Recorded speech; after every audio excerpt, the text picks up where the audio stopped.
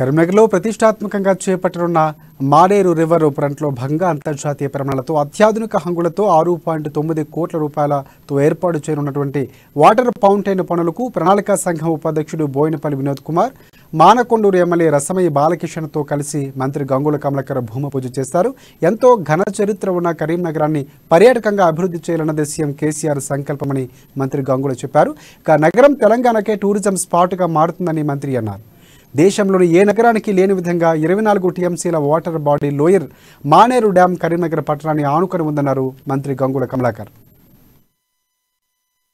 నగరానికి ఒక కొత్త ఒడవడి, కొత్త ఒక డిజైన్ కోసం మనం చూసి లాస్ట్కు ఒక 10 డిజైన్ సెలెక్ట్ చేసుకొని ఒక ఫౌంటైన్ సెలెక్ట్ చేసుకున్నాం. ఆ ఫౌంటైన్ కి ఈరోజు భూమి పూజ కార్యక్రమం చేసుకున్నాం. ఈ వాటర్ ఫౌంటైన్ కు ఒక ప్రత్యేకత ఉన్నది. ఇది ప్రపంచంలో 2 చోట్ల నడుస్తున్నది. ఒకటి సియోలో నడుస్తున్నది, రెండోది చైనాలో నడుస్తుంది, మూడోది ప్రపంచంలో ఇది కరీంనగర్లో ఇప్పుడు స్టార్ట్ అవుతుంది. దేశంలో ఫస్ట్ టైం, ప్రపంచంలో మూడోది ఇది ఒకటి. దీని పేరు బిగ్ ఓ ఐలాండ్. ఇందులో వాటర్ జెట్స్ ఉంటాయి, ఫైర్ జెట్స్